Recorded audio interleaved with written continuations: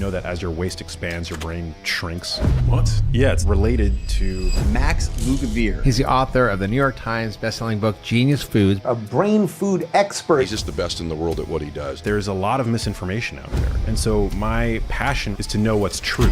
So when it comes to sugar, your average adult today is consuming 77 grams of added sugar every single day. That's almost 20 teaspoons. Jesus Christ. But the issue is we're designed to overconsume those foods. So you're fighting against millions of years of evolution.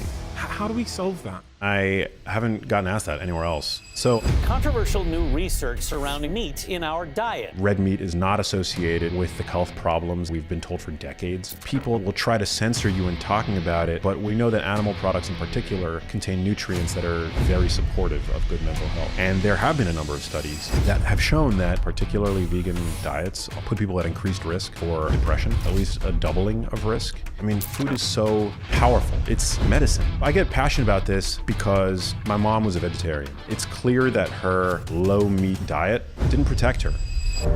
There was a period where she got really bad really fast, and then she passed away. It was just so incredibly hard. There were times I thought about suicide. It really showed me how fragile life is. We have incredible agency to change our destiny and to change the way, really, ultimately, most of us are aging today. So how do we change that?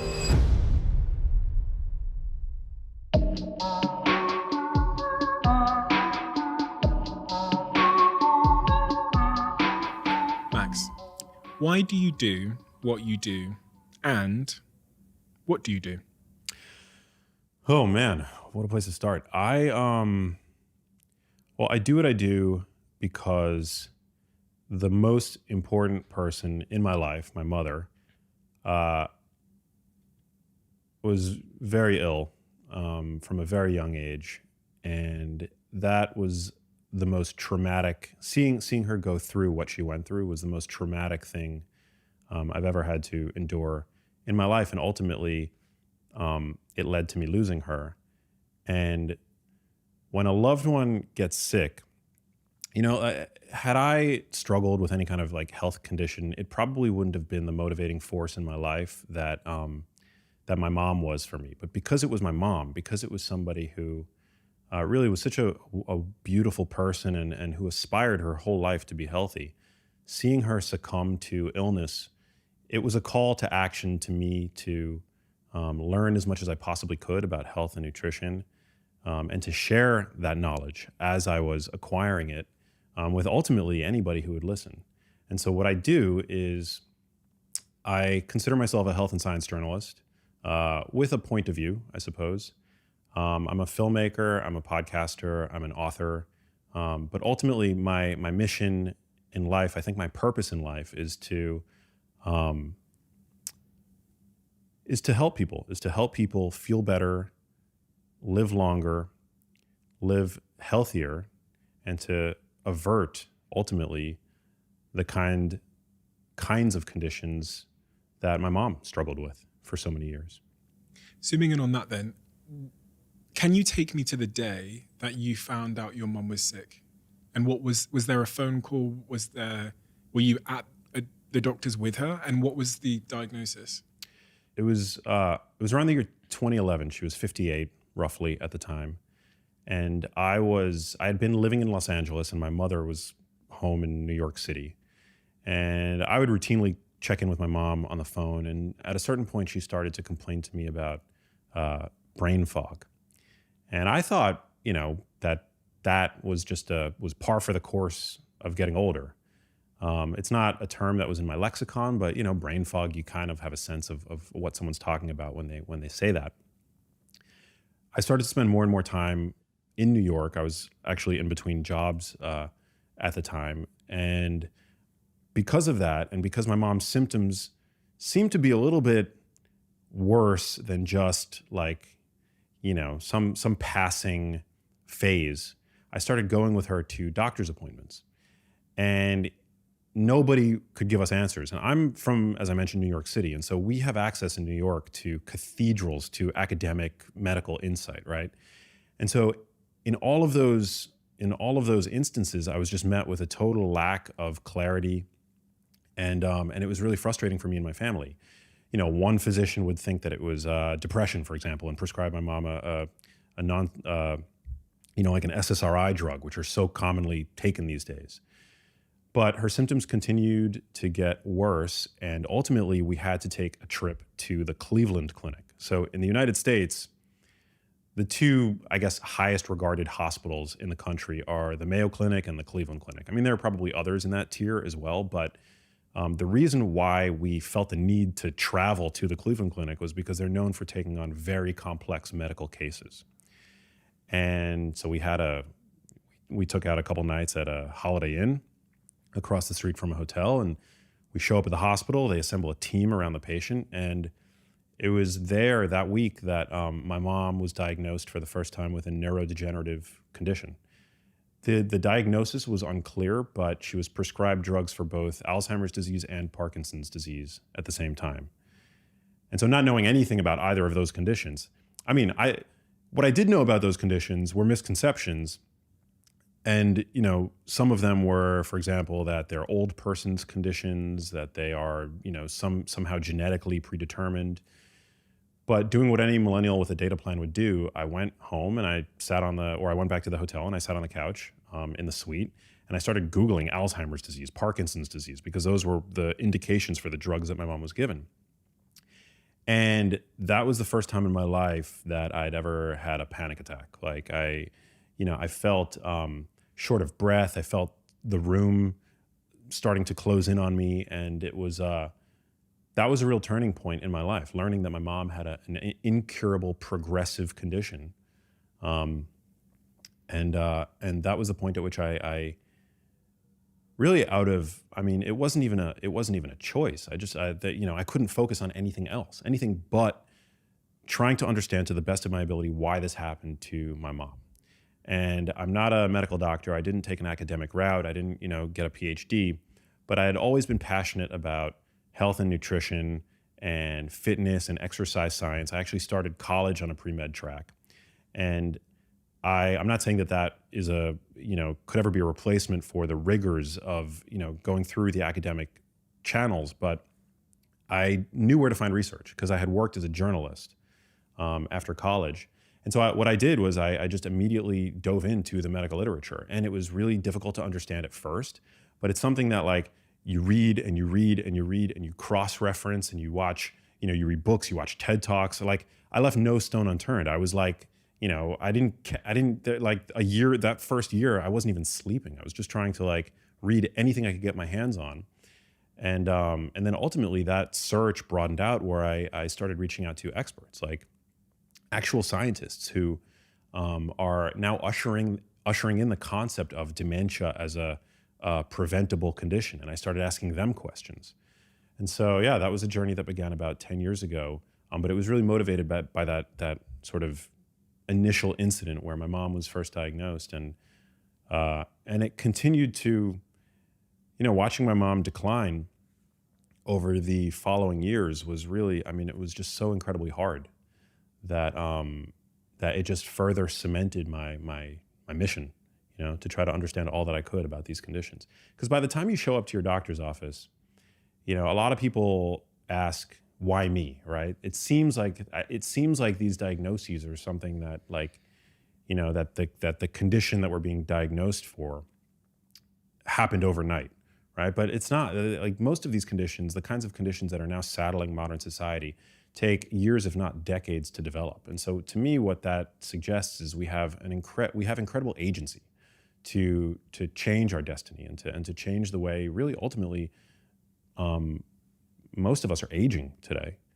And so I became obsessed, and I still am. So let's talk about Genius Foods then. Yeah. Chapter 3 of this book, you talk about sugar. Yes. Sugar is something I've thought a lot about recently. I'm on a bit of a food journey myself, trying to correct a lot of things in my diet. And to be honest, I find it all absolutely intimidating, contradictory, to the point that I'm not sure where I feel like I'm being pulled and pushed from pillar to post. So I'm very keen to try and simplify my understanding of some of these sort of basic nutritional concepts. Sugar. I'm going to ask you if it's good or bad, and I'm asking that because I'm a Neanderthal and I just want things, a lot of my questions on this subject matter will be very simplified, and hopefully whoever's listening to this at home shares an equally primitive brain so I can be a bridge to them. But sugar, good or bad? It depends. I knew you were going to say that, and I knew it was a stupid question. Well, that's the kind of answer that you should expect from somebody who really knows what they're talking about. The biggest problem, I think, today with regard to sugar is added sugar. So it's not sugar that's naturally found in food. All plant foods have some quantity of sugar. Even kale has a tiny amount of sugar. Mostly, you'll find it most concentrated in fruit, obviously, which is like the primary source of naturally occurring sugar in the produce section of the supermarket in whole fruit. But the most pernicious source of sugar today is the added sugar. The sugar that is added by food manufacturers to ultra-processed foods, usually with the intent of making those foods hyper-palatable. Basically, these foods, one of the major problems with most ultra-processed foods is that they push your brain to a bliss point beyond which self-control becomes really difficult, if not altogether impossible. I can relate. Yeah, it's like the pint of ice cream, right? We've all had that experience of going over to the freezer, breaking out the pint of ice cream, flipping the top, taking a spoonful, only intending on having that spoonful. And then before you know it, you're looking at the bottom of the pint, right? I've been there. Everybody I know has been there.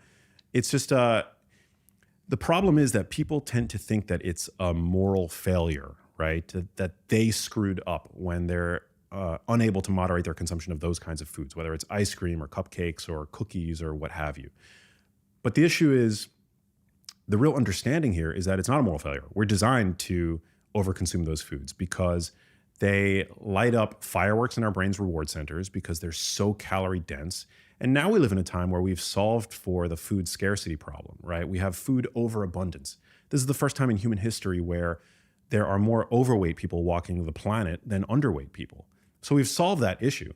But our brains, they're still operating on version 1.0 of the operating system that told them that when we encountered sweet foods, or even savory foods for that matter, because salt is actually a very valuable nutrient as well, that we shouldn't stop consuming them because we don't know when the next feast is going to be, right? It was like there were periods of feast and famine.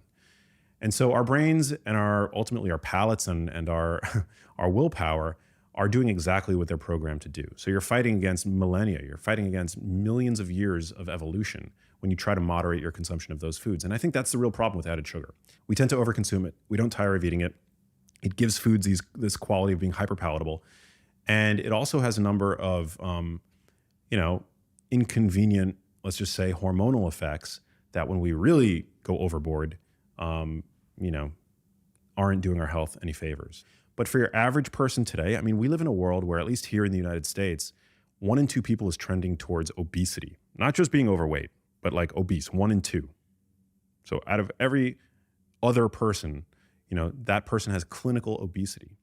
And 1 in 2 people also have some degree of glucose dysregulation. And glucose is essentially sugar. So for your average person, for most people today have some degree of metabolic dysfunction. The vast majority, in fact, do. And so for that person, sugar really is something, added sugar in particular, is something that really ought to be minimized, if not altogether avoided. Now, a little bit here and there, it's not going to be a problem. No single food can sway your health in any one direction, both either towards health or towards disease. But it's really, I think, important to be mindful of all of the many different places of added sugar in the modern food supply. The other problem, which isn't necessarily a health problem, but it's a problem with regard to dose, because as I mentioned, dose makes the poison. One of the biggest issues with added sugar is that it's our consumption of it is insidious, meaning it's just hidden everywhere. Whether it's commercial bread products or sauces or sugar-sweetened coffee drinks, we tend to just consume a ton of it. Your average adult today is consuming something like 77 grams of added sugar every single day. If you want to just visualize that, that's almost 20 teaspoons of pure sugar. Jesus Christ. 20 teaspoons of pure sugar. This is sugar extracted from the food matrix. So this isn't sugar in fruit. This is just the added sugar that we're consuming by way of these food-like products that Americans and Brits and people, increasingly around the world in developed societies are over-consuming today.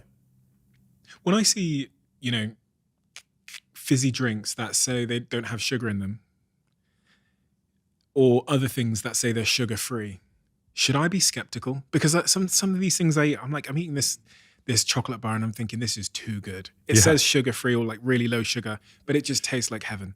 Yeah, that's a great question. And I haven't gotten asked that anywhere else. It's definitely worth talking about. So a lot of like sugar-free products today will use, there's a number of ways to make a product palatable and still say that there's no added sugar. So one way is manufacturers will use a compound called maltodextrin, which is essentially sugar. It's very sweet. It's technically a complex carbohydrate, so they don't have to list it as sugar, but it breaks down almost immediately into pure glucose.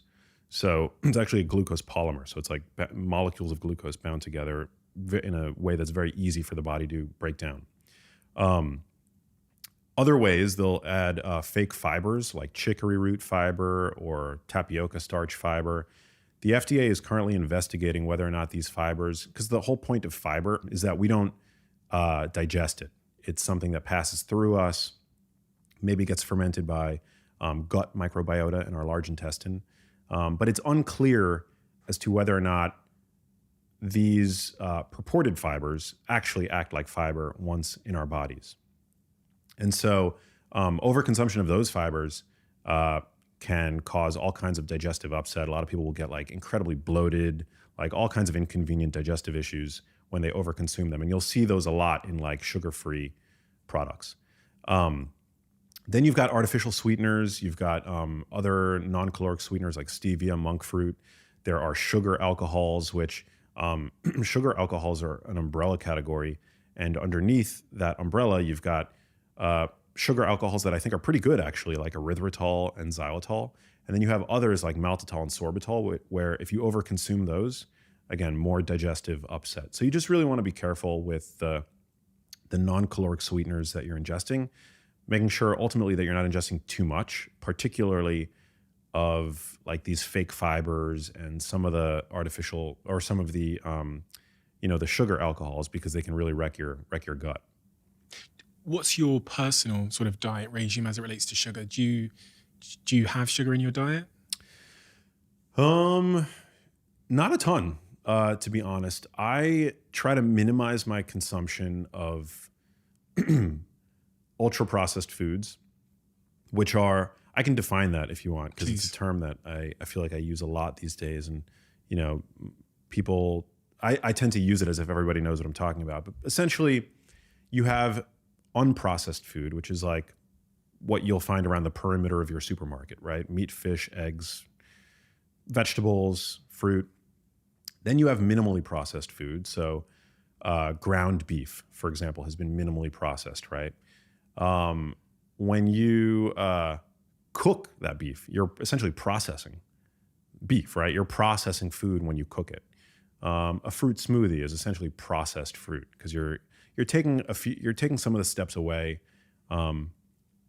with regard to the assimilation process, right? With a fruit smoothie, you no longer have to chew fruit. You now suddenly get to drink your fruit. Ultra processed foods, and you could do all of those, by the way, in your kitchen. So that's the distinction. Ultra processed foods are foods that you couldn't possibly make in your own kitchen. They tend to be shelf stable. You tend to find them in the aisles of our supermarkets. They have long shelf lives.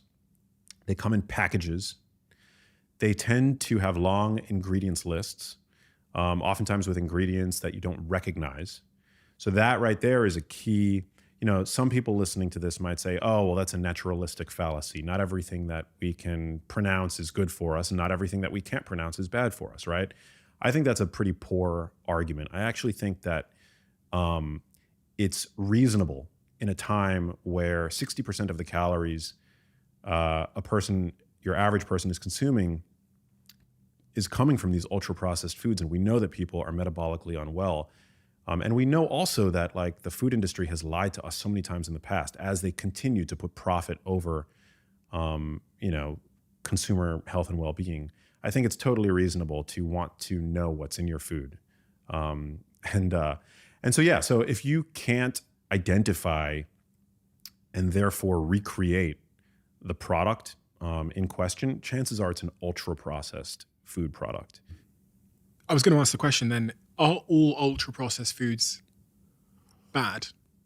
Great question. So I would say that as a screening tool, ultra-processed foods, you generally want to avoid them. As a diagnostic tool, are individual food products that happen to be ultra-processed necessarily bad by virtue of their processing? Not all the time. And some examples of some ultra-processed foods that I think are actually quite good, although again, they are in the minority, would be, for example, like whey protein. You couldn't make whey protein, or most of us couldn't make whey protein in our kitchens, right? Fat-free plain Greek yogurt, I think, is a great high protein, low cost, low calorie food. You generally couldn't make that in your kitchen. Like you could if you really like wanted to put in the time and effort. Dark chocolate is something that tends to be made in a plant, right? But we know that there are significant benefits to the consumption of dark chocolate. I think food manufacturers are becoming wise to this, and so now you'll find like various high protein options that are shelf stable and the like. And it really has to be determined on a case by case basis. Mm-hmm. But just in general, ultra processed foods are a big problem because they tend to be not the best for us. Like the majority of ultra processed foods that people are consuming are refined grain products packed with added sugar, excess sodium. Sodium's not bad, but we tend to overconsume it today because of its presence in these ultra processed products used as a flavor enhancer. So most ultra processed products are bad, and it's sort of like the analogy that I'll draw. It's sort of like the BMI. I don't know if you're familiar with the BMI, but BMI is a way that it's a screening tool for obesity. So when you look at the population level, most people with a certain BMI past a certain level are either obese or severely obese. And it's a screening tool. It's not a tool that any physician would use to diagnose obesity because you have to look specifically at a person's body composition. You hear stories all the time like The Rock being technically obese, right? That's why BMI is not a good diagnostic tool, but it is a fairly trustworthy screening tool. So similarly, ultra processed foods, there are definitely some exceptions, but in general, they're a food category to be minimized. I'm just off the back of trying to have a ketogenic diet. I tried for about 2 months. Yeah. Went well in terms of the superficial results I think I was seeking. Felt great as well in terms of my focus, my performance. I just felt really good. I felt lighter. The digestive challenges I was having and the pains and the bloating had completely vanished for those 2 months. But I couldn't stick at it. For maybe I have fragile willpower or something.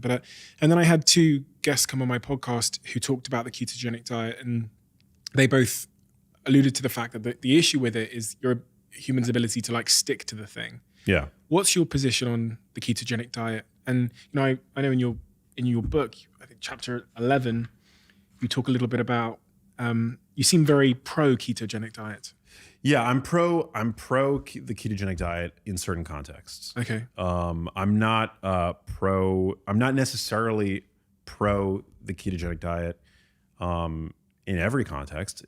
You don't need to be on a ketogenic diet for weight loss. I think that's a big misconception.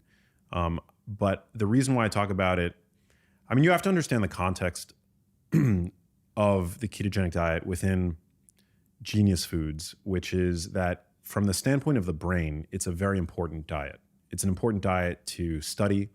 It's an important diet to talk about. As I've mentioned, we've been using it to treat certain types of epilepsy for 100 years at this point. And that's because it's the only diet that changes the biochemistry of the brain. It does that in a very significant way. It provides an alternate fuel substrate to the brain, which normally relies on glucose. But in certain situations, the brain can't rely on glucose. For example, with traumatic brain injury, or certainly in the setting of Alzheimer's disease, where the brain's ability to generate ATP from glucose, ATP is the brain's primary energetic currency, is diminished by about 50%. And so, if you're able to essentially keep the lights on, so to speak, by providing the brain with this alternate fuel source, then that's a really powerful idea and needs to be studied. And there have been a number of studies on, in the setting of Alzheimer's disease that have shown that, at least in the short term, the ketogenic diet seems to provide some degree of symptom improvement, which I think is really important. Now, does that mean that the ketogenic diet is going to be right for every dementia patient? Certainly not, because it is an incredibly hard diet to adhere to, and particularly for somebody with dementia. I mean, putting somebody with dementia on any kind of diet outside of the diet that they're used to is virtually impossible, right? But in Alzheimer's disease specifically, patients with Alzheimer's disease will actually start to develop a sweet tooth. And it's thought that that's in part the brain, a response to the brain crying out for energy, because its ability to create energy, again, from sugar is diminished by 50%. And so getting somebody, with dementia to adhere to that diet, it's just really difficult to do. But if we can, if for example, the reader of my book, were to one day have some kind of neurological condition and want to experiment with that, then that's a great thing. We also have various ketogenic therapies, like whether it's MCT oil or powder or these exogenous ketone supplements. I know people tend to roll their eyes and think that these are like a fad now, but there's actually an FDA-approved medical food on the market for the treatment of dementia called Axona, which is basically based on these medium-chain triglycerides. So this is like real science. There's now lots of evidence suggesting that ketogenic diets can be useful in the setting of various types of mental illness. So yeah, I mean, I just think it's so crucially important to talk about. Now, does your average person need to be on a ketogenic diet for good health? No. Does the average person need to be on a ketogenic diet to prevent dementia? No. Similarly, it's the same thing with like for type 2 diabetes, which is now super common. It's not that sugar in the diet caused type 2 diabetes. It's the overconsumption of calories and the like, and it's the overfilling. I mean, that's a whole different rabbit hole, but the overfilling of a person's fat silos that then causes fat to accumulate in other organ tissues. And so carbohydrates are part of that problem, but does that mean that carbohydrates caused the issue? Not necessarily. However, for somebody with type 2 diabetes who essentially has gotten to a point of glucose intolerance, yeah, being on a low-carb diet might actually be a good therapeutic option. It's not fixing the issue, so to speak, but that's the same. I would say that's the analogy that I would draw to the ketogenic diet. It's a powerful therapeutic diet, and and we have to keep talking about it. There's a lot of people that will that will try to censor you in talking about it now from the vegan camp, like the people who advocate for these plant-based diets, because the ketogenic diet tends to be a diet that is inclusive of animal products. In some iterations of it, it might even be a high animal product diet, right? But they're just like against it because it includes animal products.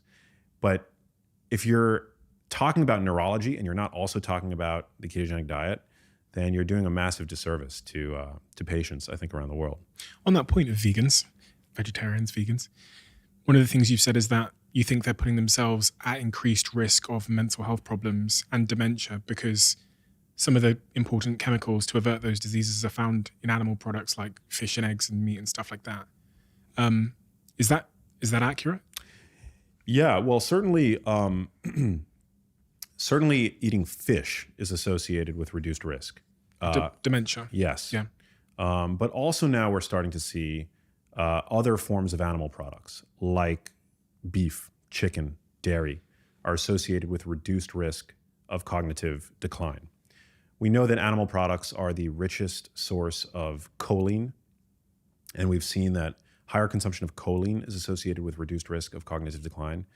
There were, just over the past year, there have been a number of really important studies, generally observational in nature. That's kind of one of the issues with nutrition science. It's really, we have very few long-term, randomized controlled trials to show us with certainty that these connections are causal. But the UK Biobank study, which is a very large population, 500,000 people, observational study, found that a dose response, meaning the more, I believe, animal products were consumed, the lower the risk of dementia and Alzheimer's disease by a pretty significant margin.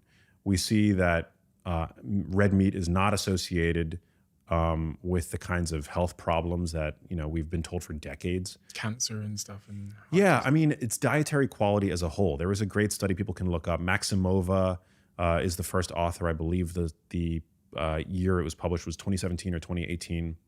They looked at all-cause cancer, and they found that when people were eating meat on a low-quality diet, meaning meat in the context of fast food, right? That, yeah, there was an increased risk for cancer.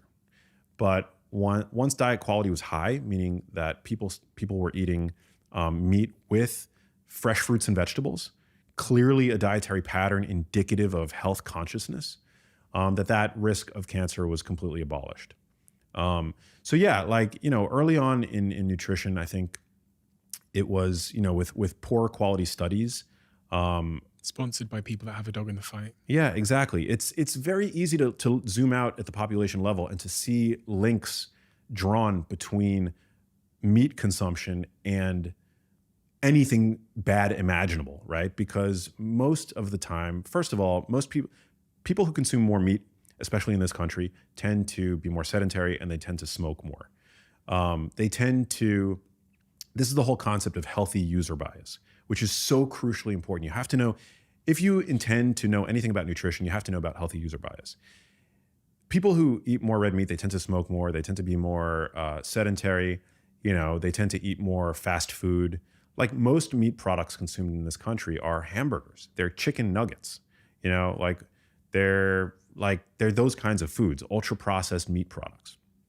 Conversely, if you look at the consumption of fresh fruits and vegetables, you see healthy user bias there too, favoring fresh fruits and vegetables. And that's, it's pretty obvious to understand why. Most people today are obese. They're consuming ultra processed foods day and night, fast food, shelf stable convenience foods, the kinds of foods foods in quotes that you would get from a vending machine, for example. Those are the foods that are the base of most people's food pyramids, so to speak.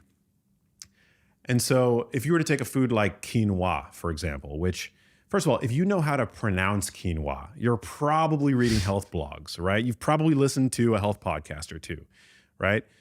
Consumption of quinoa is probably associated. I don't know if this study has been done, but I would bet $500 today that consumption of quinoa is associated with robust health. Is it because the quinoa is so healthy, or is it because the person that's eating quinoa on a regular basis, that person's probably a pretty health conscious person? That person probably shops at Whole Foods.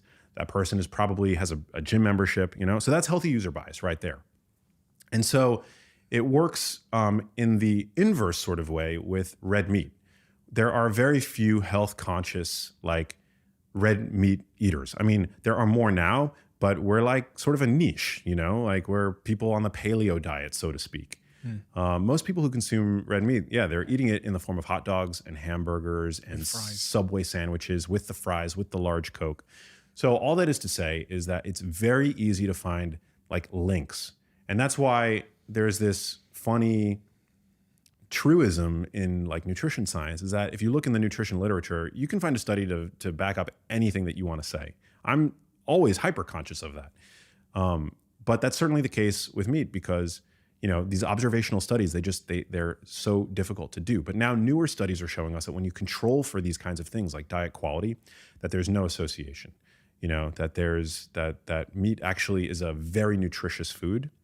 And with the small slew of randomized control trials that we have with regard to red meat, we see no negative impact with regard to an actual like real clinical outcome. And oftentimes we see benefit because it's a pristine, wonderful source of protein. It's a wonderful source of many micronutrients that we know people tend to underconsume today. Nutrients of concern, so to speak, like zinc, vitamin B12, nutrients that we know that people direly need, iron. Iron deficiency anemia is a real global problem. 1 in 4 people globally are anemic, and half of those cases are due to iron deficiency. And red meat is like the ultimate iron supplement, you know? So, yeah, so I get passionate about this, I think in part because my mom was a vegetarian. And there were many times as I was, reading about all this stuff that I wanted to like shake my mom and be like, Mom, you're letting your ideology impact your biology. That's like not something that you want to happen.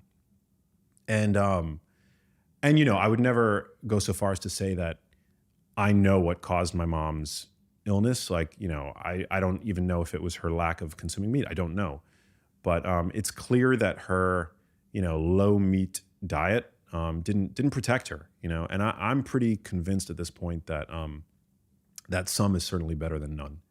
It doesn't, I don't advocate. I think some people think that I advocate for a high meat diet or even like a carnivore diet. I don't. I really think it's an important part of a balanced diet.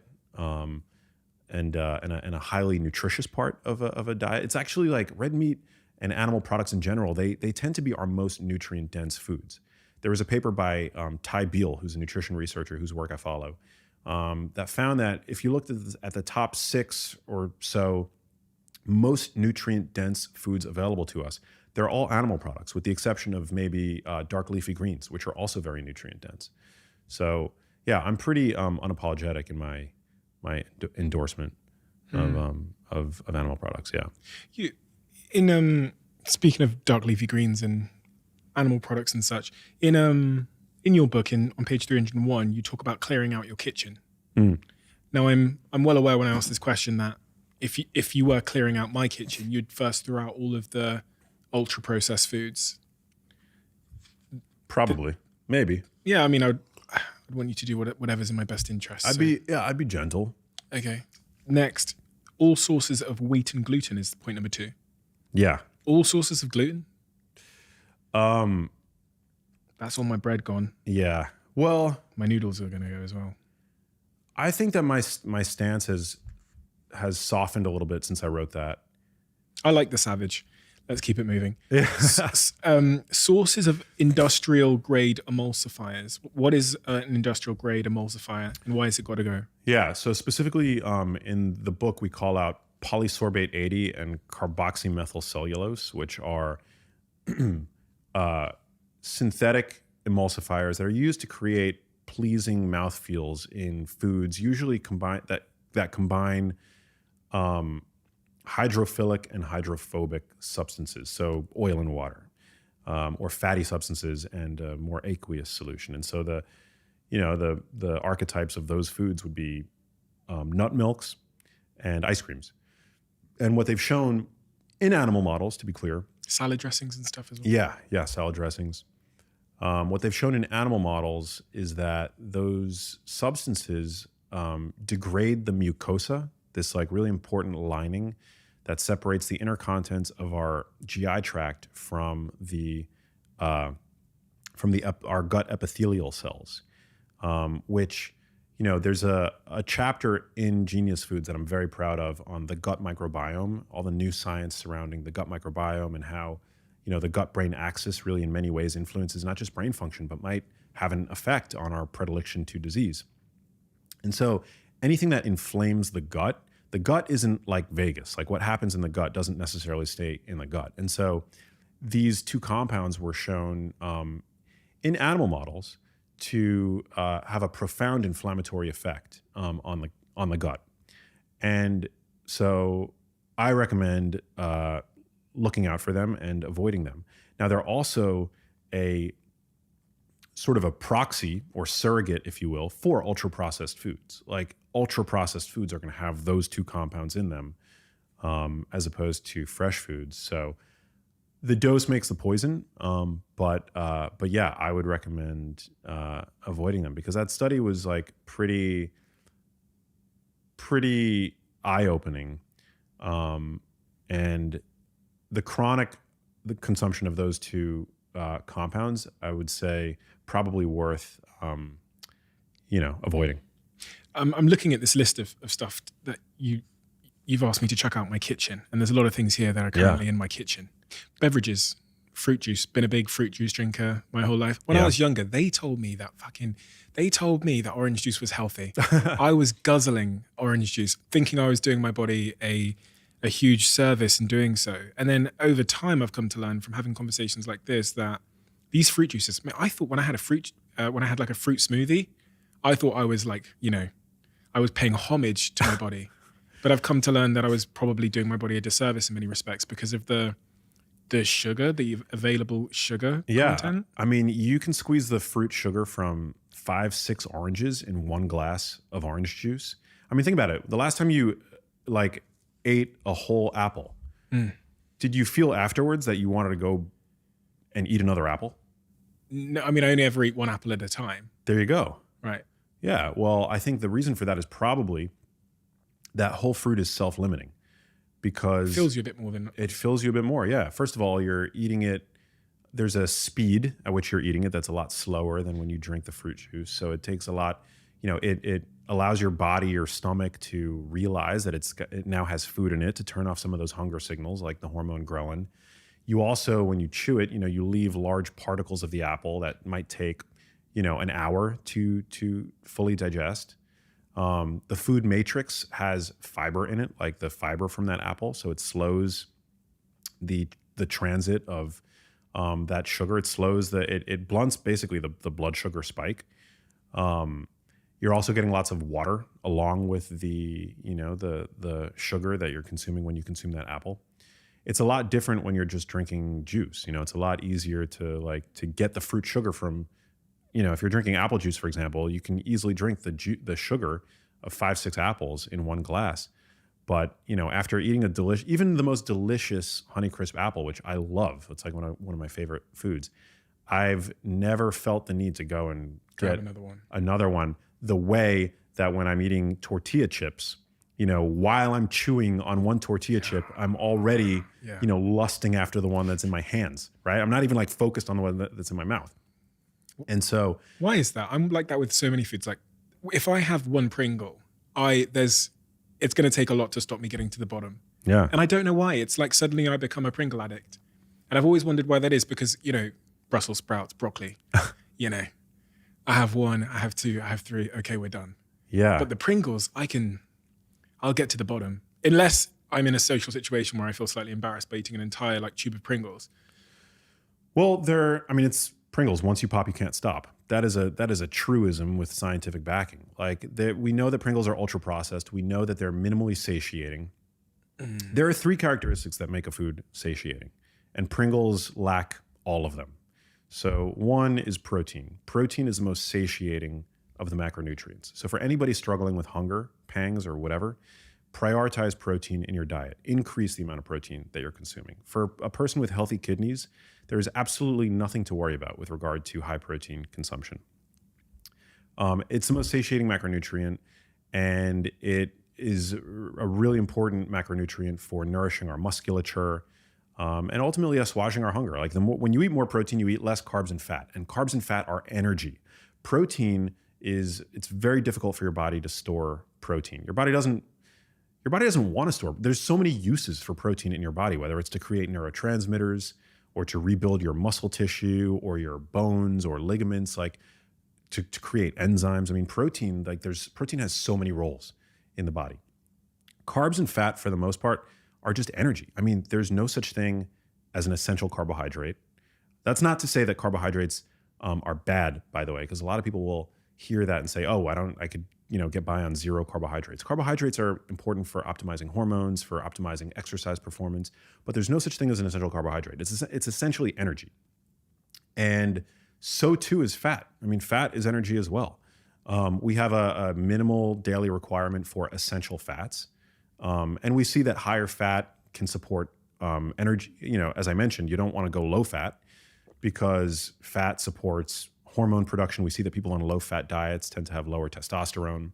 It also facilitates the absorption of very important fat soluble nutrients like vitamins A, E, D, and K, and various fat soluble plant compounds.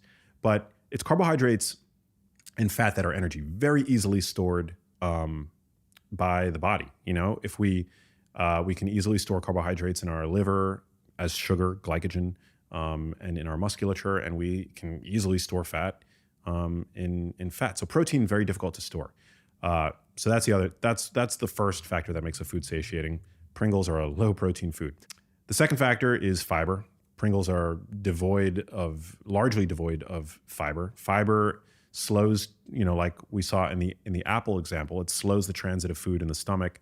It makes us feel more satiated. It also absorbs water and it mechanically stretches out the stomach, which turns off certain hunger hormones like ghrelin, for example. So good for weight loss. Yeah, it's good for weight loss to prioritize protein and fiber, dietary fiber. And then water. So water is the number one enemy of shelf stability. And so ultra-processed foods, they want long shelf lives. That's like key to a profitable ultra-processed food product, right? It can be shipped overseas. It can stay for months on the shelf. Very little waste. And so products like Pringles, devoid of water, they're completely dehydrated, right? And water, sometimes when we're hungry, we're actually thirsty. It's just that those wires are getting sort of crossed and miscommunicated. But your average hunter-gatherer didn't have access to, running water. They couldn't just pop into their local gas station and buy bottled water. Where did a hunter-gatherer find water when it wasn't readily available? They would get it from food. They would get it from fruits and vegetables, and even animal products are a good source of hydration. So oftentimes when we think that we're hungry, we just need a little bit of hydration. So all those three factors, the protein, the fiber, and the hydration, are all severely lacking in Pringles and other ultra-processed foods, not to call it specifically Pringles. Yeah. But these kinds of foods that we now consume to our detriment today in the 21st century would have potentially saved the life of a hunter-gatherer, one of our ancestors, back prior to the ubiquity of food stability. So, yeah, not to hate on your Pringles addiction. No, it's fine. They're out. Ladies and gentlemen, I am so excited to introduce and to announce that we have a brand new sponsor on this podcast. And it's a brand that I've used for the last decade across business, across personal life, when I'm holidaying, when I'm traveling for works, even at times when I haven't had somewhere to live, and that is Airbnb. The thing with Airbnb is most people, when they think about Airbnb, they think about the guest side of the product. They think about staying somewhere and scrolling through all of the incredible homes that you can stay in. But the entrepreneur in me has always thought about the other side, which is what space do I have? What space am I living in that I could add from a supply side and to create a revenue stream from? That's what I'm fascinated by. And I'll be sharing details about that side of Airbnb in the coming episodes. Thank you, Airbnb, for supporting us on this show. It means a lot. Reading through your work was the first time I encountered this distinction between health span and lifespan. In your own assessment, what is the difference between someone's health span and their lifespan? Great question. So today we are living longer, right? Thanks to modern medical advances. Not all of us. My mom didn't have a lengthy lifespan, but generally we're living longer, but we are also dying longer. And what I mean by that is that our health spans are shrinking. So our lifespans are expanding, but we're actually spending more of our life, particularly in our latter years, sick, burdened with chronic disease and disability. And so I think it's really important that we not just have a lengthening of lifespan in our crosshairs, but that we also aspire to lengthen our health span. So we want to prevent chronic disease and disability to the best of our ability. And I think that's just crucially important. So what that implies is, as we age, that we continue to be mobile and to move about the world and to be free of depression, and we stay connected in our communities. And I think, eating a healthy diet, exercising, staying socially connected. Averting loneliness, are all crucially important. And yeah, unfortunately today, I think we tend to think only in terms of lifespan. I just want to live as long as possible.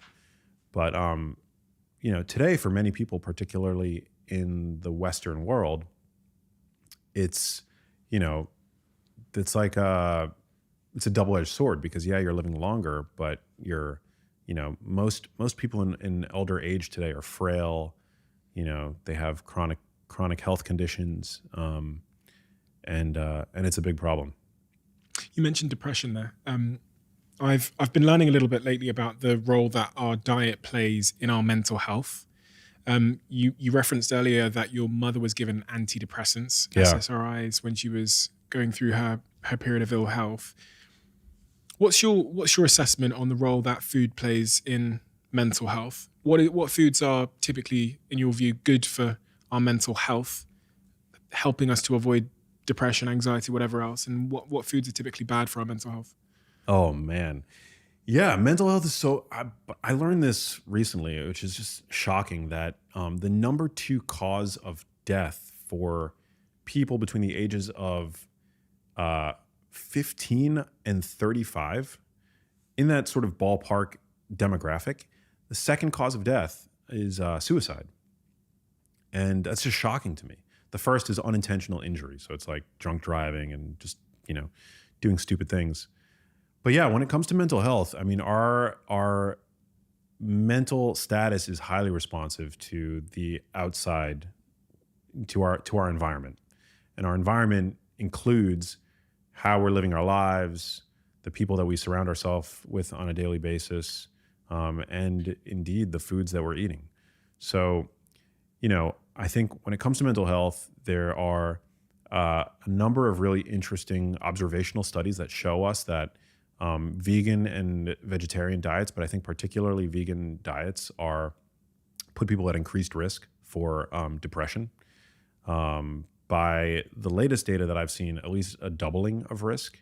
Now, the question that always arises there is the vegan dietary pattern causing the depression, or are people who are more prone to depression gravitating to the vegan diet? I think it's probably bidirectional, because we know that animal products in particular contain nutrients that seem to be very supportive of good mental health. There was one study out of Deakin University's Food and Mood Center that found that women who didn't consume the nationally recommended 3 to 4 servings of red meat per week were at twice the risk of developing major depression. And they didn't see that association for other animal proteins. So they didn't see it for chicken, pork. And they also saw an increased risk when women ate much more than that 3 to 4 serving recommendation. And when you actually look into what red meat contains in it, it contains a lot of nutrients that we know directly support the brain, whether it's zinc or vitamin B12.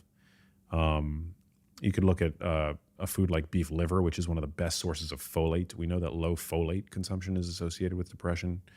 So I think I think animal products, super important. Eggs, a rich source of choline, fatty fish, but generally like whole foods. I think whole foods, a whole food dietary pattern. So, minimally processed, again, like the foods that you find around the perimeter of the supermarket that you cook for yourself. Mediterranean diets. Mediterranean style. Yeah. I don't care what proportion of animal products or plant products, you have, although I think including both to some degree is probably better than not, provided you're not allergic or have any specific sensitivity. But they're now using diet as an intervention to improve symptoms. So the same Food and Mood Center, which is actually one of the institutions that's really kind of championing this field of nutritional psychiatry, published the first ever randomized control trial where they used a dietary intervention to treat depression, major depression. So it was called the SMILES trial. And anybody can look this up, but they used a whole foods diet, Mediterranean style diet that was inclusive of red meat, fish, dark leafy greens, berries, olive oil, eggs, things like that. And they found that in the patients with major depression compared to controls that were treated with the standard of care, they saw something like a 3-fold increase in remission from the dietary intervention. Now, these were patients obviously that, or I guess not obviously, but they were patients that were on a junk food diet. Right. So if you're on a junk food diet, which most people are, and you're seeing, and your mood is not where you think it ought to be, I absolutely think a first line of defense should be, adopting more of these, or integrating rather more of these whole foods and cutting out the ultra processed foods. And then of course, you can't really talk about lifestyle and mental health without mentioning exercise. Exercise is, there's like a bounty of evidence at this point showing us that exercise is like literally medicine for the brain. Saunas, something you talked about as well. Saunas having a positive impact on cognitive function via, I believe the chemical is called norepinephrine. Norepinephrine, yeah. That's what I said. Or I believe on your side of the pond, it's called noradrenaline. It's the same thing. Noradrenaline, okay. Yeah, it's the same compound. And that has a cognitive relationship, with cognitive performance? Yeah, so norepinephrine is actually produced in a part of the brain called the locus ceruleus, which is like one of the first structures to become damaged in Alzheimer's disease. And so that's sort of like the hub of norepinephrine release. And we see that when we apply physical stress to the body, of which saunas are one type, that there's an upregulation of norepinephrine release. And yeah, so that might, in a way, sort of help, prime the body to adapt and become more resilient. Because that's essentially what stressors do to the body. That's the whole concept underlying hormesis. That hormesis, which is like low to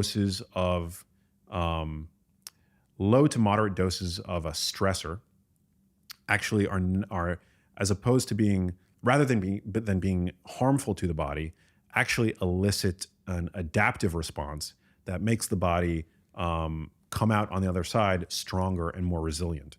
And so that is that's essentially the mechanism, the proposed mechanism underlying why it seems that saunas are beneficial to our health, but also exercise, and also cold water immersion, and also intermittent fasting, and also even some of these like plant compounds.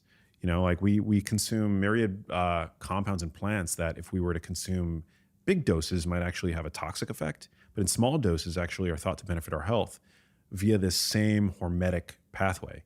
But yeah, sauna use, a lot of the research is coming out of the University of Eastern Finland, which is a great place for this research to be done, because saunas in Finland are like taking a shower. So you could say, if those studies were being done here in the United States, you could easily write them off to healthy user bias, because somebody who's regularly saunaing is, or taking a sauna, as the Finns say, probably has access to a gym, probably is going to the spa regularly, probably is like putting a great deal of attention on their own physical health, right? But in Finland, that's not the case. People aren't doing saunas as like a health modality. They do it because they love it, because it's a salve to the to the cold temperatures there, and it's just a part of like the normal like routine. And so what they're finding is that you just using a sauna 2 to 3 times a week is associated with a 22% risk reduction for dementia. And using it 4 to 7 times per week is associated with a 65% reduced risk for the development of dementia. So that's like a dose response. The more you use it, the more robust the health effect seems to be. And it's not just for dementia. They've seen a reduced risk for hypertension, which we know is really important. We know that that blood pressure is really important from the standpoint of brain health. So you want to make sure that your blood pressure is healthy. Also, all-cause mortality. Now, just to be clear, these are still correlational studies, but mechanistically, there's plausibility there. And that is, we know that when you use a sauna, it does have a positive impact on your blood pressure. We know that it can reduce inflammation. We know that it gets your heart rate up. I mean, I know this. Whenever I use a sauna, I put my finger on the artery in my wrist, and I can see that I'm getting like almost like a mild aerobic workout. And so we know that saunas are essentially like the best workout that you can have while sitting absolutely still.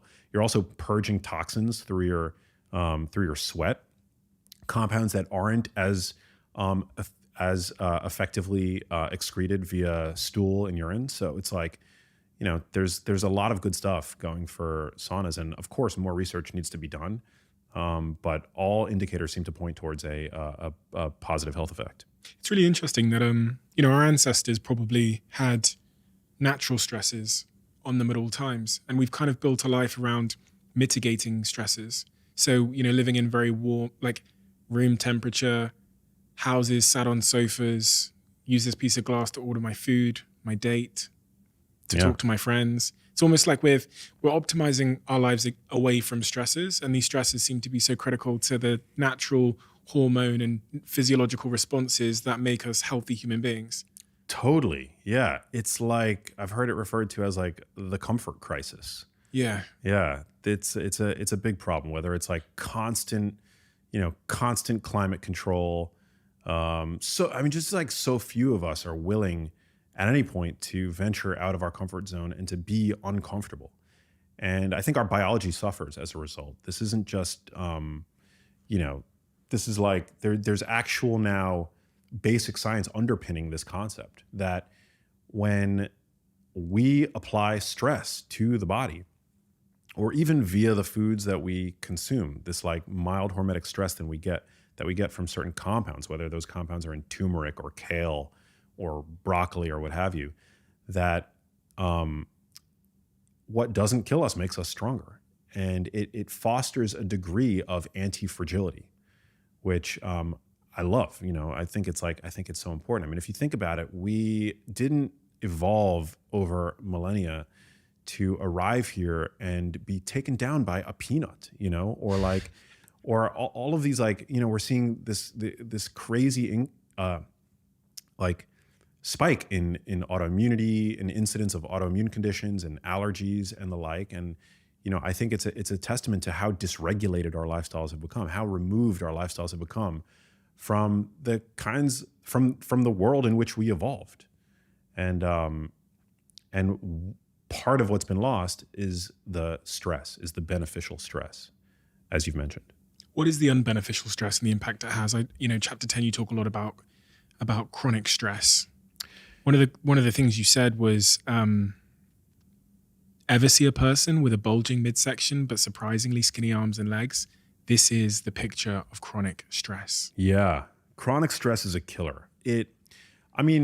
We evolved to see a threat, have a stress response, respond to that threat, and then go back to our baseline level of functioning, right?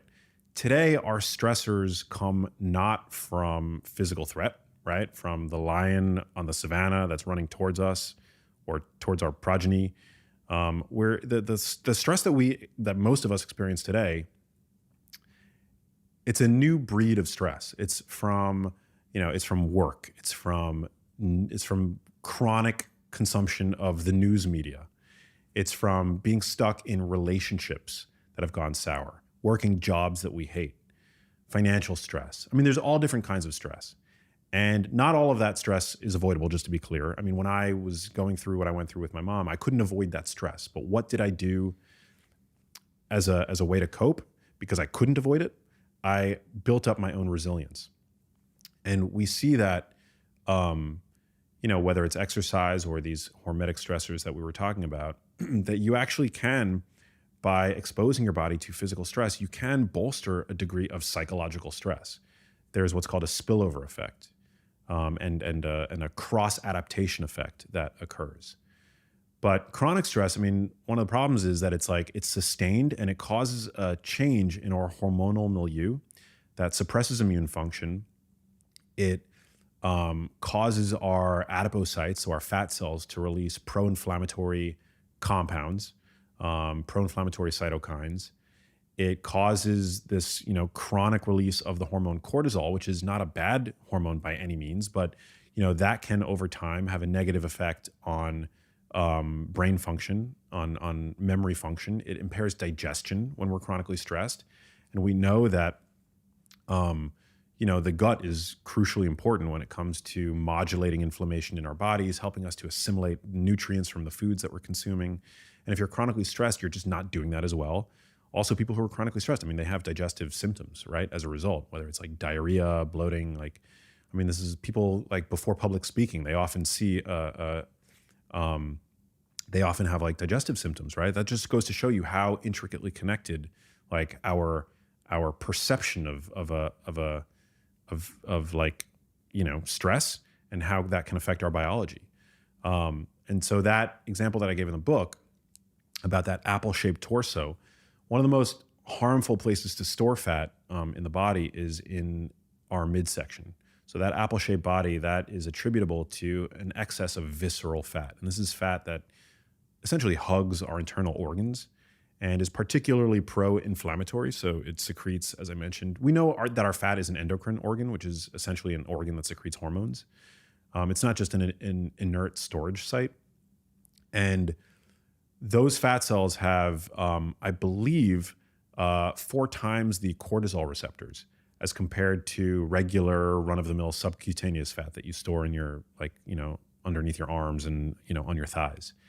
And we know that visceral fat is associated with dramatically, worse cardiovascular health, increased risk of cardiovascular events.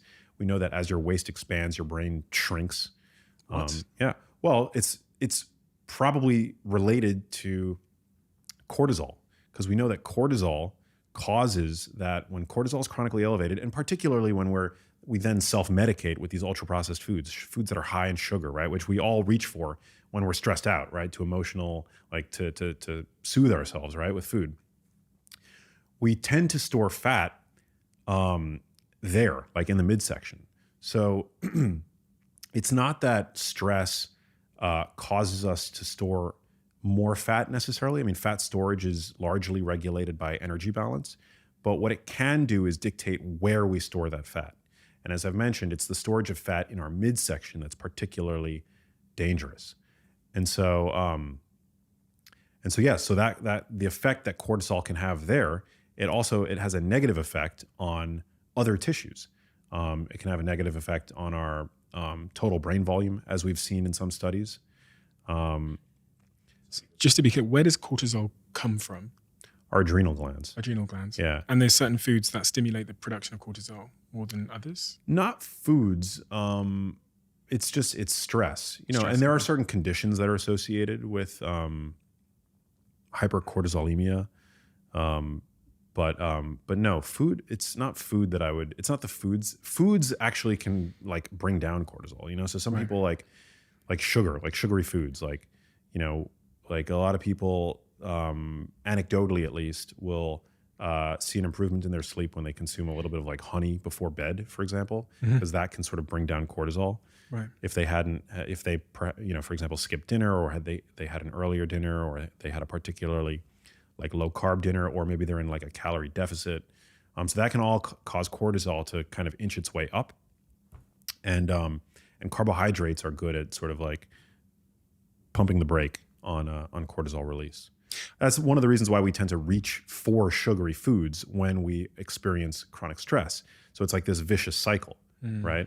But the way to pump the brakes on cortisol release is not to like just keep eating sugary foods. It's to find and uproot the cause of the stress. Get out of the job that you hate.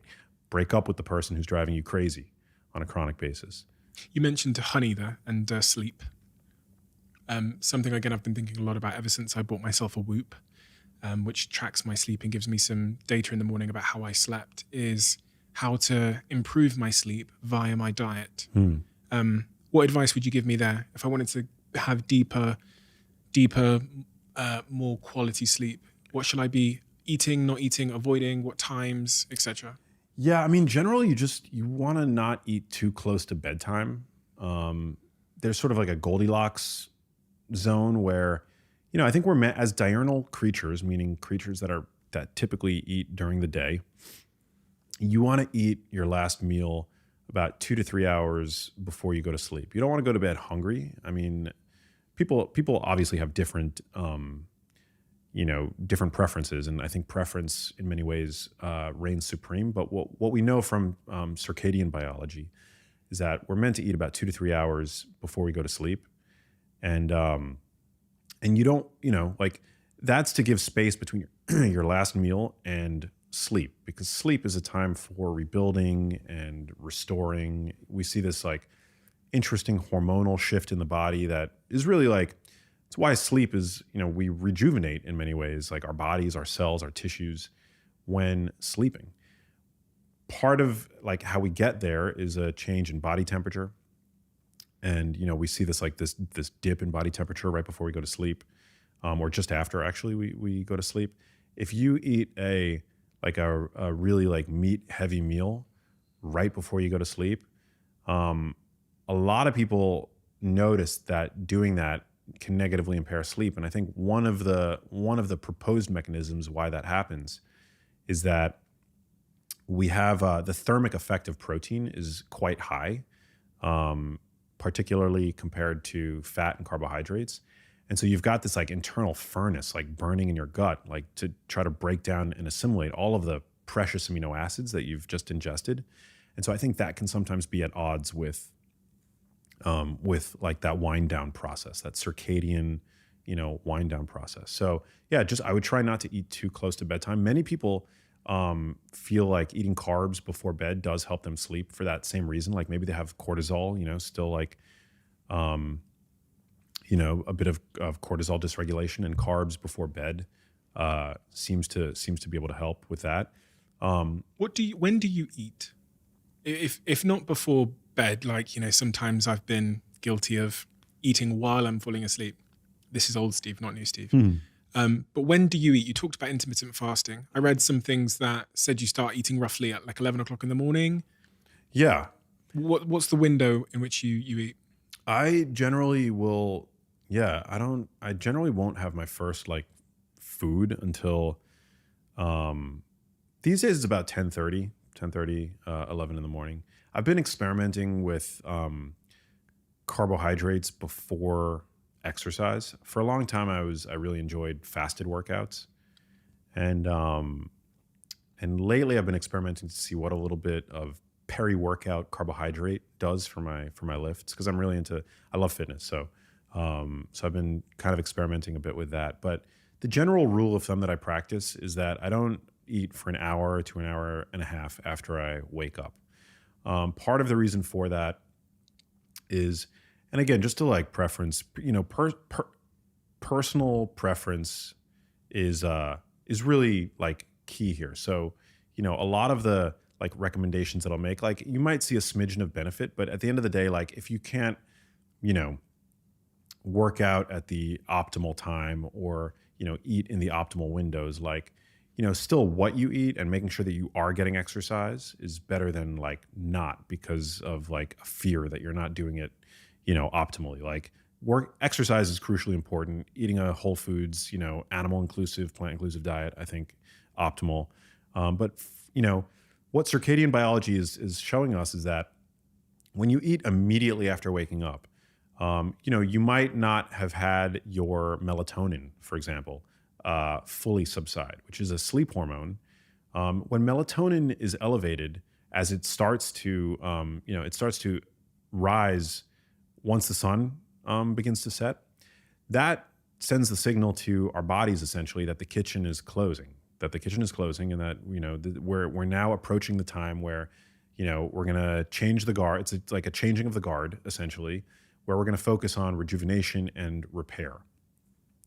When people wake up in the morning, that hormone hasn't fully necessarily subsided yet. And that can have the consequence of making us not as insulin sensitive. So it might impair glucose regulation while it's still elevated. And so like eating carbohydrates in that window, particularly like as they typically appear in the standard American diet, the bran muffin, the glass of orange juice, like that's, I don't think, like an appropriate breakfast for that time of day. You might be able to get by with something like that later on, but generally, like after you wake up, you want your melatonin to fully subside, and also cortisol, which is your body's, we talked about that as a stress hormone. Cortisol is not bad. It's also your body's chief waking hormone. That's the highest that it's going to be throughout the day in the morning. And I mentioned that cortisol is catabolic. Well, one of the reasons why cortisol, like one of the effects that cortisol has is it helps to liberate stored fuels in the body, whether it's, sugar stored in your liver or even fat. People tend to wake up in a fat burning state. And so I like to just give my body like an hour and a half to like let my hormonal milieu adapt and get ready for food. Do you go outside? Yeah, as almost immediately after I wake up, I like open my blinds, so I have like a really big window. It allows like light to come in. You really want that morning light.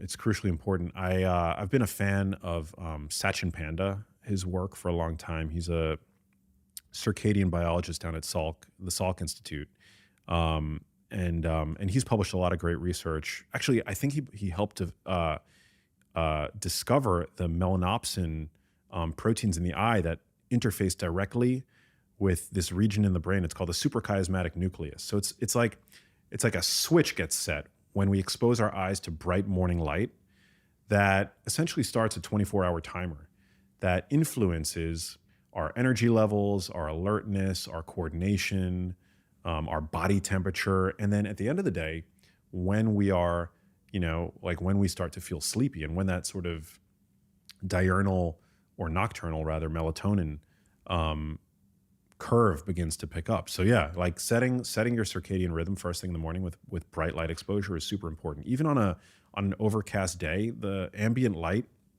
is more than enough to flip that switch. So yeah, that's crucially important. My morning routine is essentially like I wake up, I open my blinds, I make sure that whether it's checking my phone or whatever it is, emails, like by the window so that I get that nice ambient bright light to anchor my body's circadian clock.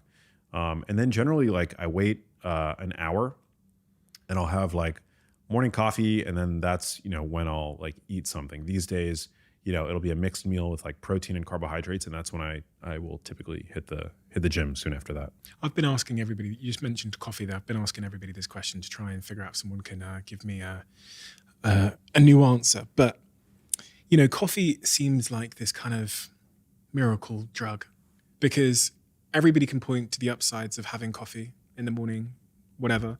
But nobody has been able to really articulate to me the cost. And all these things in life have a cost, right? We live in a society now where many people will have multiple cups of coffee before 12 o'clock, before midday.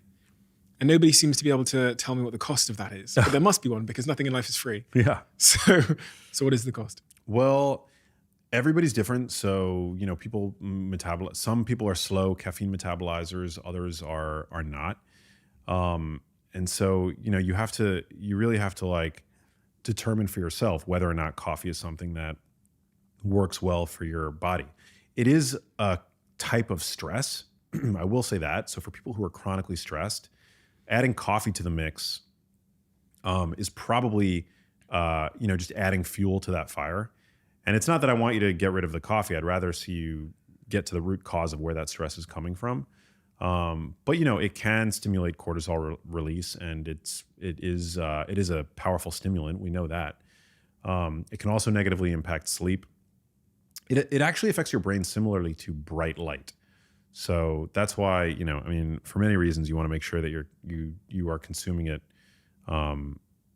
far, far away from bedtime. But it honestly is hard to find a downside to coffee. I mean, there really is there is good research on it. Recently, it was discovered that the caffeine in coffee acts like a natural PCSK9 inhibitor. So I know that's an unfamiliar, it's like a mouthful, but there's a new class of, I think, relatively, benign cholesterol lowering drugs on the market called PCSK9 inhibitors.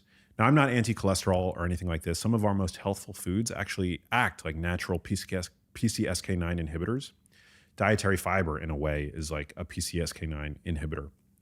But they found that high dose caffeine actually, at about a dose of about 400 milligrams, can actually act like this drug where it makes your liver more effective at recycling cholesterol carrying lipoproteins like LDL. And so that kind of adds a mechanism to the observation that we've seen that people who regularly drink coffee seem to be protected against cardiovascular disease and even neurologic conditions like Alzheimer's disease, Parkinson's, and MS.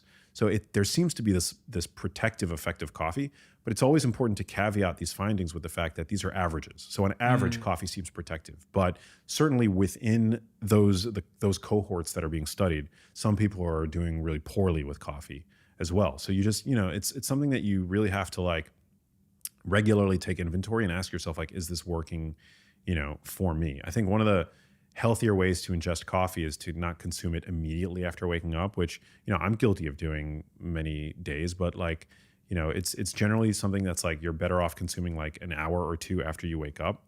And again, not too late into the afternoon, either. And like also, the dose I think is really important.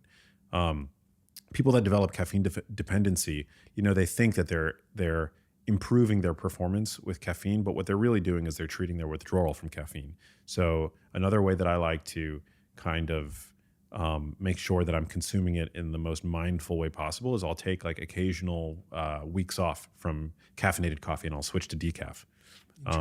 Yeah, and I feel like it sort of helps like resensitize my brain, breaks the dependency a little bit, and then I bring it back. And when you bring it back, man, you see what a drug, what a potent drug coffee really is, But in general, I'm a fan. I'm a fan of coffee. It's Everybody rich in polyphenols.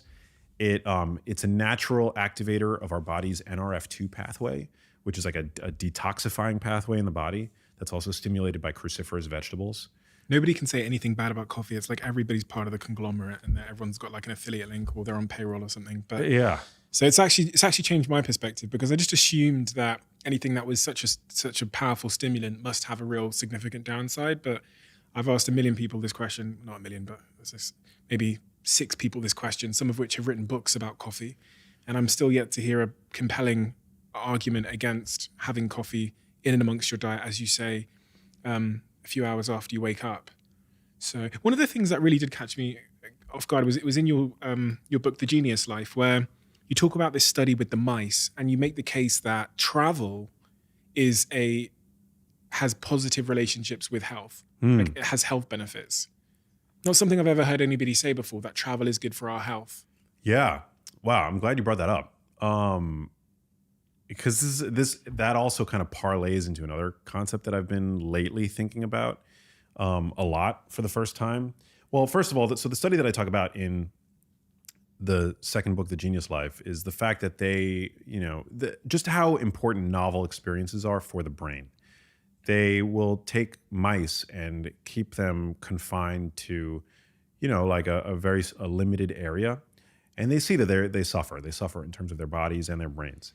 And then they let that mouse, or they let, intervention mice go and explore what they call enriched environments. And they see something like 4-fold, like they see like an upregulation in various indicators of neurogenesis, which is really important. It's like the creation of new brain cells. So all that is to say, like, it's important to do novel things. And as I say this, this is something that I struggle with in my own life, because I am a creature of habit. And I would routinely get the sense, this gnawing sense, that I'm living Groundhog Day over and over and over again, where I wake up and I do a few things like work related, I work out, but ultimately like I've got like this routine that I love and I tend to do that on script every day. But I started to get this feeling like I'm just like waking up, doing a few things, going back to bed, waking up, doing a few things, going back to bed. Like before I know it, like my head is just like on my pillow again. And it started to get like really frustrating to me until I discovered that Groundhog Day syndrome is actually a thing. And essentially what it is, our brains are, and this ties back to the mouse study, our brains are efficiency machines, right? It's conservation of energy. Our brains and bodies don't want to do any more work than they absolutely have to, right? Because now we know that food is like ever present, always at arm's reach, but for the longest time that wasn't the case. And our brains are massive energy consumers. Our brains speak for 25% of our basal metabolic rate, despite accounting for only 2 to 3% of our body's mass. So anything that the brain can do to make its functioning more efficient, it'll do. So when you do the same things every single day, what does your brain do? It prunes away excitement, joy, happiness. Like the dopamine response is just completely blunted. And that's why, as you get older, people universally, right? It's like a human universal. People report that time just accelerates, right? Like, where did the last decade of my life go? It's not that time accelerated, right? It's just that your life has become so routine. It's interesting you say that because there's also the other stereotype that you get grumpy. Yeah. The word, yeah, it's quite typical in the stereotype that people will get older and a little bit more grumpy. Yeah, well, they get grumpy, they get stuck in their ways, they get, I mean, yeah, that's definitely the case. But they probably are getting grumpy because their lives lack the joy and excitement that they once felt, right? Time is just like accelerating, that moving walkway that we are all on towards the inevitable decrepitude of old age, right? Like, it seems to go faster and faster and faster the older we get. But it's not because time actually is moving any faster. It's because we get so stuck in our ways. Like, our routines become so cemented. And what we fail to realize, and hopefully this, me saying this like shakes people out of their comfort zones, and inspires people to shake things up a little bit. This Groundhog Day syndrome, it causes our brains to just like shear away for the sake of efficiency. I mean, it's got good intentions, right? But it shears away like all the joy. So you just become like this rote automaton. And the joy, the excitement, it's just, it's something that like you cease to experience, you cease to experience it. Whereas when you look back at like your youth, for example, it's not that like time actually moved slower. It's that every day was different. And so that I think is really important. And yeah, we should challenge ourselves, whether it's to travel. I mean, travel is like, to me, the epitome of exposing oneself to an enriched environment because everything is new. But if you can't travel, like, go to a different gym every once in a while. Look, try shopping in different supermarkets, or change up your wardrobe, or take on a new creative project, like start a new hobby. There are all kinds of things that you could do to shake yourself out of this like perpetual routine that I think has a real cognitive and health cost. I was looking at a study they did on rats and habits. You probably know the study with the rats, the chocolate and the maze. I think so. Where they get the rats to run through a maze to a piece of chocolate. But the first time the rat runs through the maze to the chocolate, they monitor the rat's brain, and there's a ton of cognitive activity, right? You see the rat observationally scratching around, sniffing around. Eventually it finds the chocolate, it gets the reward. When they put the rat back into the maze for the second time, cognitive activity is gone because a habit has been formed. So as I looked at the brain scans of those rats, it was just completely flat because they were on autopilot. Again, the brain is conserving its need to function so that it can focus on other things, other threats. It can conserve energy, as you say. And that's what our lives become. Like, when we get out of bed in the morning, our route from the bed to the kitchen is not one that requires me to have any sort of cognitive activation. I fly, and therefore also I don't remember the journey. Yeah. I just fly down there. Yeah, you're on autopilot. Yeah. And our lives become autopilot. And it's interesting. I'm trying to figure out, as you were talking there, like you said, shearing away the happiness. Why does being on autopilot cost me happiness? And why does it make did you say it made my brain smaller? Not smaller. Okay, thank you. Well, it probably, I mean,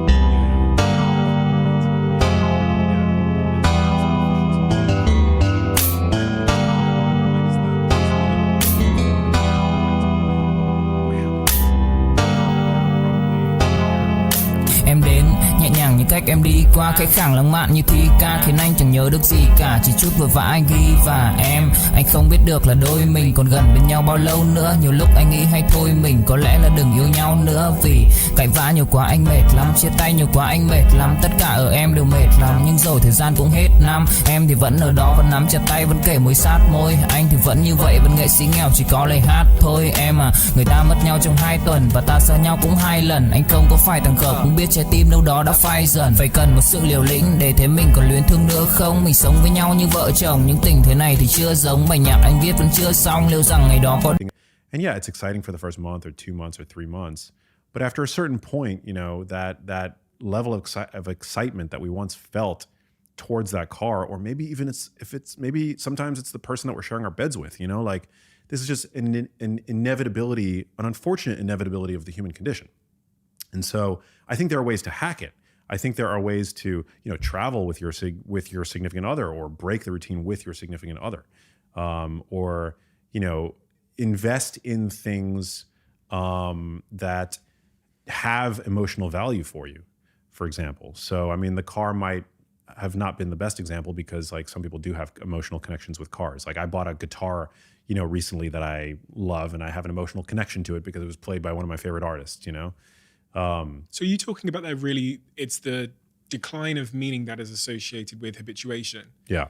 So, and that makes us unhappy because as, creatures of meaning, we do need things to remain meaningful in our lives. Yeah. It's these like rote routine behaviors that are not all that productive or meaningful. Those are, it's like driving the same route to work every day, shopping in the same supermarket every day, eating the same foods every day. Like challenge your preferences, like there are foods today that I enjoy that I didn't like 15 years ago.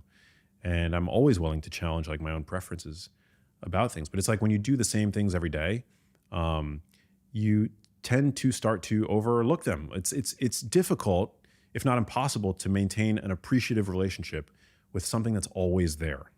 It's funny, it reminded me of a study I was reading about regarding music, and how there's almost an optimal point with a song that we love where it can be repeated over and over again. So say if we're listening to a hit on the radio, it's repeated, say we listen to it 50 times. There's a point where we've heard it so many times and it's become habituated that we love it at an optimal level.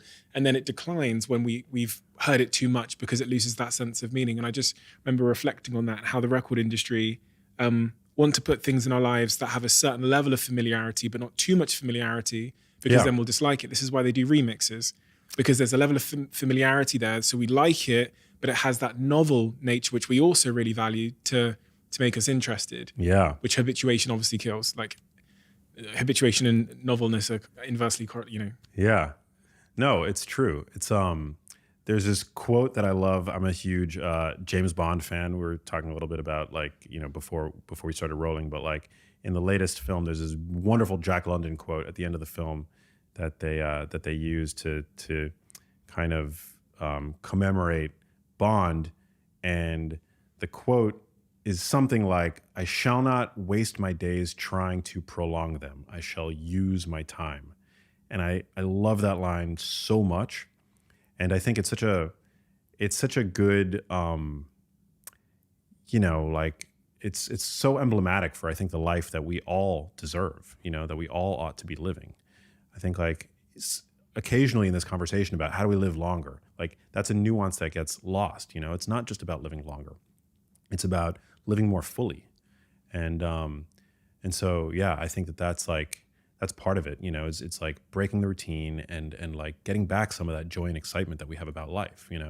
Maybe after listening to this, it'll be, going to the supermarket and loading up on healthful food, blueberries and avocado and dark leafy greens and grass-fed beef, things like that. Or maybe signing up for a new gym membership and sustaining that because of what you now know it does for mental health, exercise. So it's a balancing act, as you kind of alluded to earlier on, between familiarity, community, comforts, and those kinds of things, but keeping your foot one step outside of your zone of comfort. So you have the stimulation and the joy and the spontaneity of life at the same time. And that's like a constant subjective balancing act that we're all trying to, where I like my comforts, but there is, as you say, the comfort crisis. I can get a little bit too comfort, and that will have adverse effects on a lot of things. Yeah, and that's one of the things that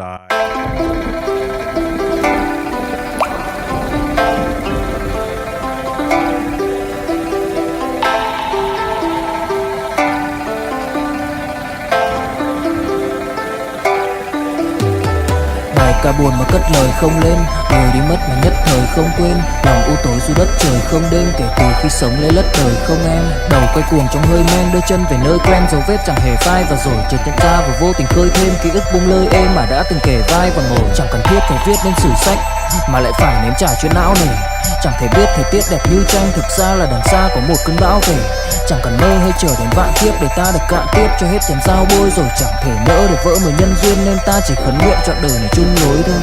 Những kẻ si mê tới điên thường mới tưởng cái thiên đường ý nương được tô điểm, nhưng hận tạo hóa tuyệt nhiên có ai đành bên em thành anh đài, tình ta như hồ điệp vẫn mãi giữ riêng đây về giây phút khắc sâu. Chẳng nghĩ yêu em mà từng chút mắc câu, sầu hun hút khuất sau vẻ nét bút chắc đau, hạnh phúc đâu cần chỉ cho phút bắt đầu. Nhớ đến cái lúc còn gió sương vơi đầy, nhớ hình bóng người nào đó vương nơi này, trong vài khoảnh khắc mong có được đôi tay ấy cố lau đi bờ mi khi nào thưởng hơi cay. Xa một người và bước qua cuộc đời không phải xa đi vĩnh viễn mà chúng ta chỉ tạm chịu lấy. Taking what's always around for granted. I think that happens to all of us. It's a big problem. It's a big, sad, unfortunate, awful thing that our brains do. You know, like there's an evolutionary reason for it, and again, it's conservation of energy. So you know, like it's not.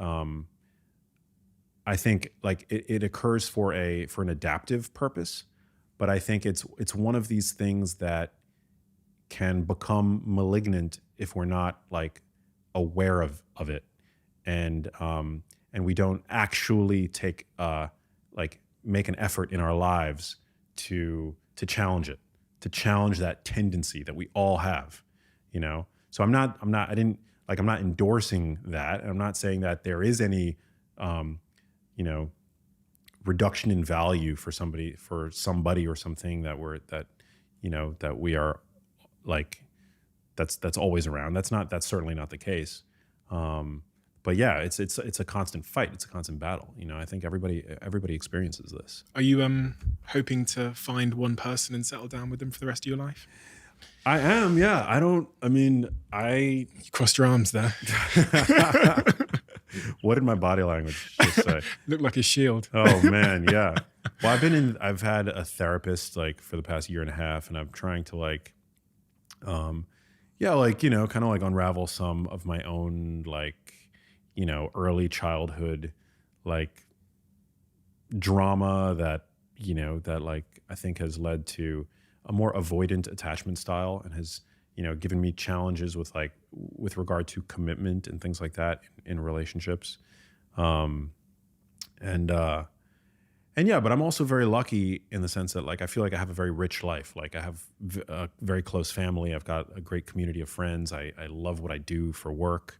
Thankfully, I feel very fulfilled by my work, and so it's not like a major priority for me. But I would like to like, you know, like be in I do want to call that in, like that is like something that is a goal for me. But yeah, we all have like our stuff, you know, and I feel like for me, it's like I was incredibly close to my mom. Like that was like you know, we talked about that. I was incredibly close to my mom. I loved my mom. It was so hard to see what she went through, and that was an incredibly traumatic experience, you know. But that kind of like attachment that I have had from childhood to my mom, you know, it's made it like difficult. And you know, some of the things that I witnessed in their relationship, my mom's relationship with my dad and their marriage, and how bad that was at times. Some of the things that I saw, it didn't really set me up, you know, to like have the easiest time in relationships. But yeah, I'm like working through it. I think therapy's wonderful. I mean, you know, I've had a great therapist. I'm doing all the work. I'm like reading all the books and things like that. Have you been able to identify, because I can relate to many things you said about like learning the model of love as being a imprisoning one or a toxic one or an unsafe thing, like learning from our parents at a young age that like love is unsafe, it is violent, or it is this or whatever. Have you been able to identify through therapy what your sort of limiting beliefs are as it relates to like love and relationships? Have you gotten there? Oh man.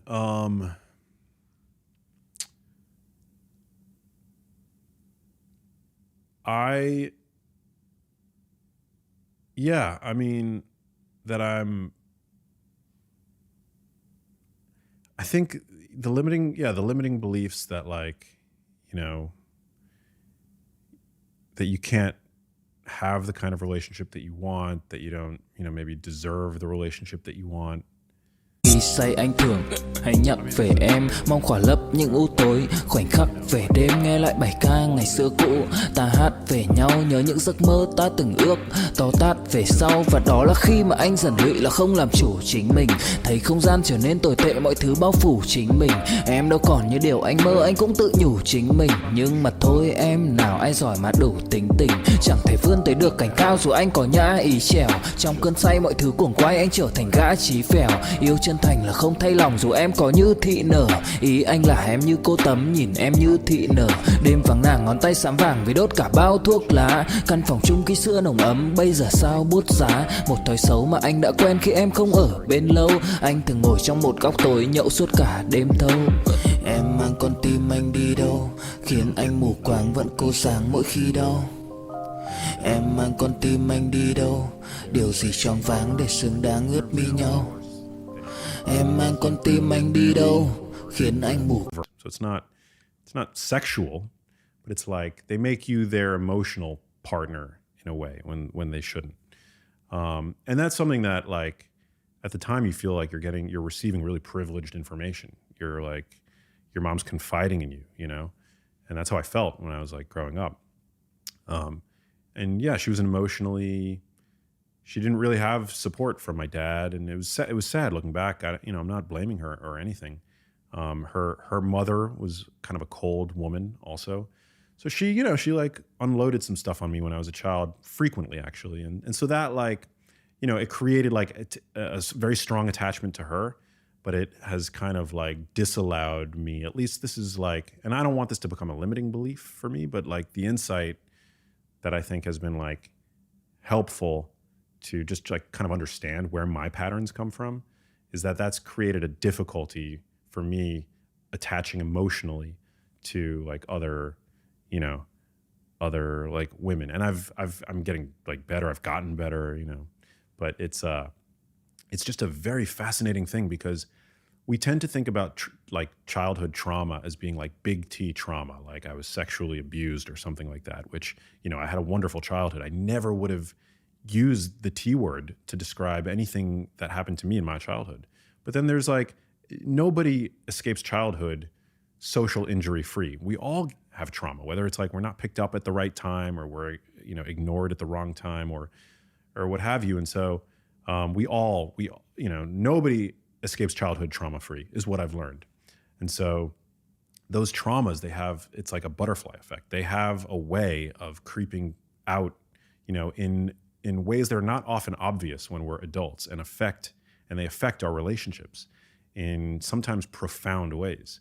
And so, for me, like why, I feel like in many ways I'm a very sensitive guy. I relate to women. I love, women. I've had relationships with women.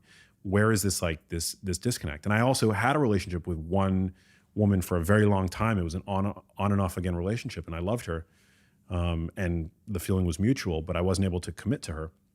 And so, it kind of inspired this like journey of investigation, like where, if I've got like everything seemingly so figured out, how come I don't have that figured out? Like, where's the deficit coming from? Like where's the nutrient like deficit, with regard to like my relationships. And yeah, so maybe, that's it. I saw a really brilliant therapist, and I highly recommend for men, and women, for everybody should like go see therapy. It's been really helpful. The key, I guess, is to not let that become like this perpetual like limiting thing, and to continue to do the work and to like unravel and to keep peeling back the layers of the onion.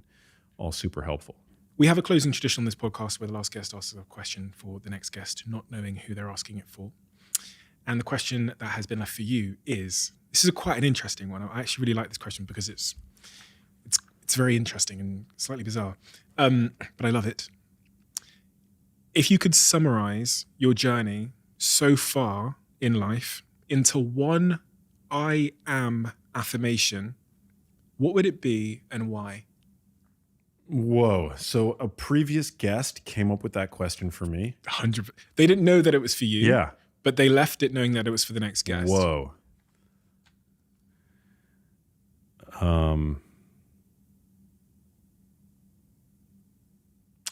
I am love. How hippie is that? I feel like everything I do is really out of love. And so that is how I would answer that, even though it sounds so hippie that it also kind of makes me throw up a little inside. Where does that come from? I don't know. It's a little too, like, that sensation. It feels so, it feels too self-aggrandizing, and I'm not that way, you know, like I feel like I'm, you know, I can be self-deprecating, like, to a fault, you know, like I like the fact that, like, anybody pays attention to my work, you know, it's like, it's such a gift to me. I'm so grateful for it, you know? But everything I do, like, out of love, like, you know, I started doing this out of the love that I had for my mom. It continues both for the love that I have for her, but also for the love for what I'm doing and for the research and how much I love nutrition science, as well as for how much I love generally people and how much I want to see people thrive. And so, yeah, it really has been a powerful compass for me, you know, as I navigate this crazy thing called life. Love really has been it's been a really reliable North Star, you know, for me. Max, thank you. Thank you so much. You've taught me so much, but your story is incredible. And, you know, I have absolutely no doubt, not only that, you know, your mum got to see you on that show, but also that she is just fucking insanely proud of you. Insanely proud of you for everything you've done, for all the people you've helped with these New York Times best-selling books. But it's not just the information you're sharing. It's how you share it. Not least in an engaging way. Not least because you seem to be so incredibly humble. But there's a real sincerity behind your message that I having sat here a long time, having spoken to a lot of people, don't always see. But I see that at the very heart of you. And to be fair, someone that didn't qualify in terms of getting like a medical degree or whatever would have to be driven by a pretty deep, sincere sense of curiosity and mission to go as far as you have and to sound way more articulate and educated on subject matter that people with great academic backgrounds in the field have. So thank you. And, you know, I have a real sense that you're just at the start of your journey. Wow. I really do mean that. I really feel like you're just at the start. Oh, man. And that's just a testament of how far you're clearly going to go. So, yeah, thank you for your time. Thank you for being here. And thank you for the generosity of everything you've shared. Thank you, Stephen. I feel like you're a brother at this point. It tends to happen when I have conversations with people here. Thank you, brother. Thank you, Max. Quick word from one of our sponsors. I've got a tip for all of you that will make your virtual meeting experiences, I think, 10 times better. As some of you may know by now, Blue Jeans by Verizon offers seamless, high-quality video conferencing. But the reason why I use Blue Jeans versus other video conferencing tools is because of immersion. Their tools make you feel more connected to the employees or customers you're trying to engage with. And now, they're launching one of their biggest feature enhancements to impact virtual events so far called Blue Jeans Studio. I actually used it the other day. I did a virtual event using the studio, which I think about 700 of you came to. TV-level production quality, all done by one person with very little technical experience on a laptop. So if you've got an event coming up and you're thinking about doing it virtually, check out Blue Jeans Studio now. Let me know what you think, because I genuinely believe, I know this is an advert and I'm supposed to say this, but I genuinely believe it's the best tool I've seen for doing really immersive, simple but high quality production virtual events. You know, I never really usually pick the chocolate flavored Huels. My favorite are the banana flavor. I love the salted caramel flavor. But recently, I think I in part blame Jack in my team, who's obsessed with the chocolate flavor Huels. I've started drinking the chocolate flavor Huels for the first time, and I absolutely love them. My life means that I sometimes disregard my diet. And it's funny, that's part of the reason why I've had a lot of guests on this podcast recently that talk about diet and health and those kinds of things, because I am trying to make an active effort to be more healthy, to lose a little bit of weight as well, but to be more healthy. And the role that Huel plays in my life is it means that in those moments where sometimes I might reach for, you know, junk foods, having an option that is nutritionally complete, that is high in fiber, that is incredibly high in protein, that has all the vitamins and minerals that my body needs, within arm's reach, that I can consume on the go, is where Huel has been a game changer for me.